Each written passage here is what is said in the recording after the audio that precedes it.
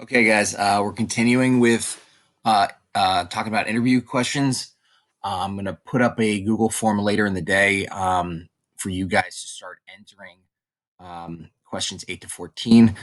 Today, we'll discuss questions 15 to 21. I think putting together answers for 7 questions a day is a good way to chop things up.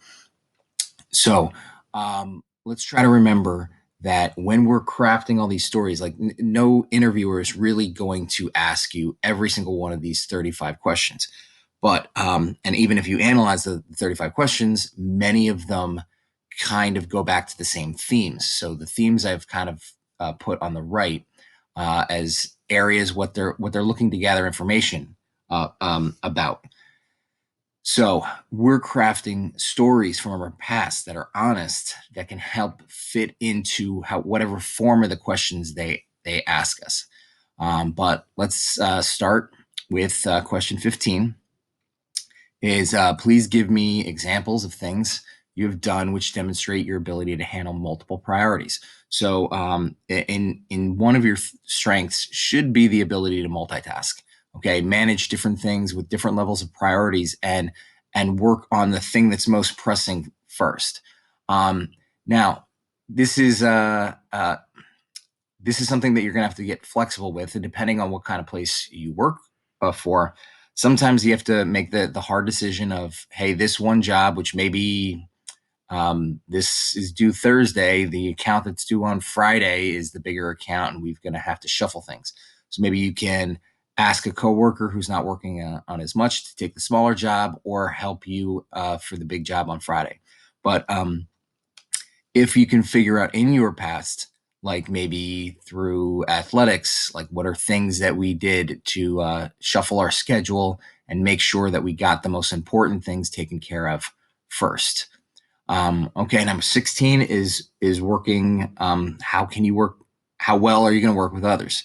So they may throw out a question of like, what are your pet peeves about coworkers?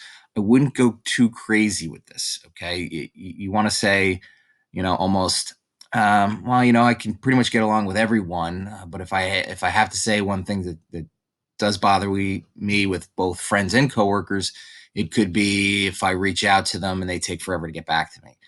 So communication could be an issue, or I tell them, let's meet up at 10 and they don't show up until 11 without calling or something like that.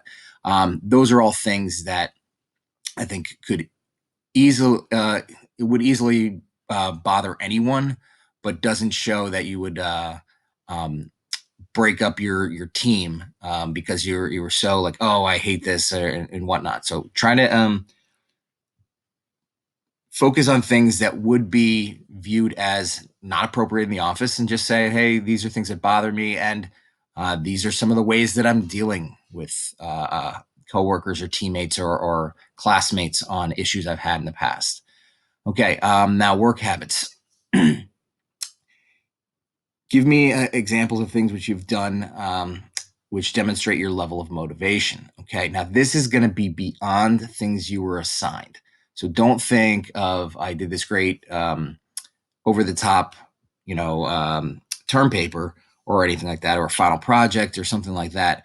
Think of, this was beyond what was assigned to me, and this is something I was passionate about. Okay, and if it your passion is sports, you can say, this is what I did beyond what was required of practice or outside of practice. Okay, so showing that when you set your mind on something, not much is going to stand in your way, and you're going to do whatever it takes to be great. So those are the things that you're looking for when you craft this story. Now, your favorite. I know this is an older question. What was your favorite website? So let's update that more to favorite app. They do want to know a little information about you, and I would say, depending on the type of firm that you're applying to, if it's a small outfit, many of these small companies um, really don't have the marketing or advertising budgets to grow. But many of you guys are well versed in social media, and you can figure out, or maybe have seen and can figure out ways to, in a low cost manner, get the company's name or product out there. to your circle of friends or whatnot. So you can talk about the apps that you currently use, but try to craft it in a way to show that you can get your company's name out there. So use it to build the company brand, but tell a little bit something about yourself as well. Um, Now, overcoming obstacles. So, give me an example where you took extraordinary efforts to achieve a deadline, and what was the result? So, you try to stay away from academics if you can, but they're I guess if that's all you can draw from, then that's what you're gonna have to do. But again, it's time management is really what they're looking for here, and showing that in order to meet that goal, you did whatever you could to get that done, and hopefully it was a good outcome. Now, strengths. Please give me some examples of your accomplishments, which demonstrate your ability to perform this job. So in this case, I'd like you to answer this question as if you're applying for the technical analyst at Taubes Capital Management, um, or Stacks Capital Management, excuse me. So you're applying for the job. What strengths, what accomplishments can you tie to this particular position? When you do this in real life, try to think of those stories and craft them to whatever line of work you're happening to apply for. All right, now this one is kind of work habits, but it's also goal setting. So, what would you look to accomplish in your first 30 days on the job?